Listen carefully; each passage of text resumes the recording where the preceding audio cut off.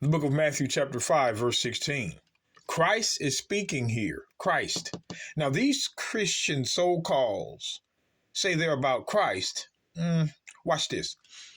Matthew 5:16 again. Let your light so shine before men that they may see your good works and glorify your Father which is in heaven. So Christ says, let your light so shine before men that they may see your good works. So those that have the light are doing the good works. But who would they be? Let's get the book of Proverbs. Let's get the book of Proverbs, chapter 13. Proverbs 13 and verse 9. The light of the righteous rejoiceth, but the lamp of the wicked shall be put out. The light of the righteous. Who are the righteous? Who are the righteous by the Bible? Let's get the book of Psalms. The book of Psalms, chapter 37 and verse 30. Let's see who these righteous are according to the Bible. Who are the righteous? That's what we want to know. Psalms 37 and 30. The mouth of the righteous speaketh wisdom, and his tongue talketh of judgment. The law of God is in his heart. None of his steps shall slide. So the law is in the heart and the mouth of the righteous. So again, the righteous keep the law. I'm going to show you why it's important. The righteous keep the law. Let's go to the book of Isaiah 8. Isaiah 8. So there's a light of the righteous, Isaiah 8, verse 20. Let's take a look at this light. See, that's why you got to go back and look to the testimony to see. Isaiah 8 and 20. To the law, and to the testimony.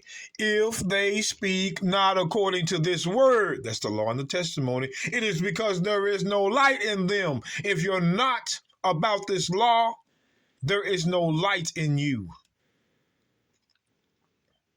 You're preachers of darkness, all of you. If you're not teaching the law, you have no light in you. Now let's go to a New Testament verse. Paul. See, brothers and sisters, it's about what you read. Precept must be upon precept, and we hope you are copying these precepts in unison to what we're talking about. All right, now let's look at this. Romans 2:18. And knowest his will, and approvest the things that are more excellent, being instructed out of the law. So, and knoweth his will, and approvest the things that are more excellent, being instructed out of the law. And art confident that thou thyself art a guide of the blind, a light of them which are in darkness. Those that are instructed out of the law are a light. It didn't change.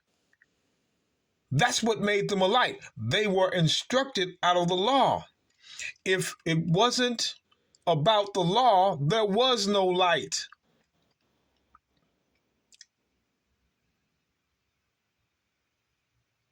The true light are in those that are instructed out of the law. So when Christ says, let's go back to Matthew. Let's go back to Matthew chapter 5. Real quick, I'm just doing this. Matthew chapter 5, because I want you to see something, brothers and sisters. These Christians, man. So Christ says, let your light so shine before men that they may see your good works. So the light came from the law. You read it. That's why he says, let your light so shine before men that they may see your good works and glorify your Father which is in heaven. So those that would show the light would be from the law. There's no other light. Sinners are not going to be in light except they're on that side. And we're going to explain that because there is a light of the wicked. You read it in Proverbs 13 and 9, but I chose not to expound because I'm going to do it another time. Lesson after lesson to crush Christianity. So Let your light so shine before men that they may see your good works. So those with the light, which is from the law, have the good works. That's why the Christians say it's not about good works. It's not about works. But watch. Here's the doctrine I'm talking about. The book of Ephesians. The book of Ephesians chapter 2 and verse 8. Here's their verse. And this is what they're making a doctrine. For by grace you are saved through faith, and that not of yourselves, it is the gift of God. So by grace you are saved. See, you're saved by grace. No, it didn't say you're saved by grace. Stop them. Read it right. It says, for by grace you are saved through faith. So by grace you are saved through your faith. You're saved by grace through your faith. Through it. And when I go back to Romans, this is why I go with a Christian. Romans 3. Watch Paul. Do we then make void the law through faith? The same through faith Paul wrote in Ephesians 2 and 8. Do we then make void the law through our faith? God forbid. No. Yea, we establish the law. The law is established in faith. In order to have it, you have to keep it. That's why Paul says, do we then make void the law through faith? The same through faith in Ephesians 2 and 8. God forbid. No, we don't make void God's law through our faith. We can't, because that is how it is established, by the law. What are you Christians reading? Do we then make void the law through faith? No. So when I go back to Ephesians, now go back to Ephesians. Let's get on back over there. Brothers and sisters, let's see how many chapters and verses you get in 10 minutes from other people in unison. We work on this. For by grace ye are saved through faith. So did we make void the law through faith? No. Catch it. And that not of yourselves, it is the gift of God. But pay attention. Not of works, lest any man should boast. Wait a minute. Not of works, not of works. But Paul said, wait a minute.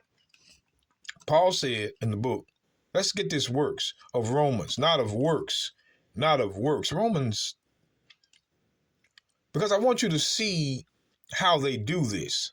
Romans 3 and verse 27. It says, where is boasting then? It is excluded. By what law? What law? Of works? Of works? Nay, but by the law of faith. So there was a law of faith and a law of works. That's two laws in this verse.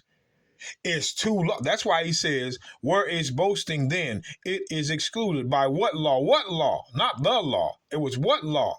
Of works. So there was a law of works. No, but by the law of faith. So one law dealt with works and one law dealt with faith. It's been like that since the beginning. The Christians want to put them, don't let them do it. Time to challenge. But let's go back. So there was a law of faith and a law of works. So Ephesians 2. Because they love verse 9. Not of works, because there was a law of works, lest any man should boast. Who was doing the boasting? The circumcision. But watch this. For we are his workmanship created in Christ, the Messiah, unto good works. Stop, wait a minute. This is the verse they skip. This is the verse they skip. It says, for we are his workmanship created in Christ the Messiah unto good works. Who would be the one doing the good works according to Christ? The law keepers. Paul says, for we are his workmanship created in Christ the Messiah unto good works. So we are created for the good works, those that have the light in them. That's why when you watch this, Titus, the book of Titus 3, I hope I can get there before it ends. The book of Titus chapter 3, verse 8. It says, this is a faithful saying, and these things I will thou affirm constantly, that they which have believed in God might be careful to maintain good works. If you believe in God, you're going to have to do the good works.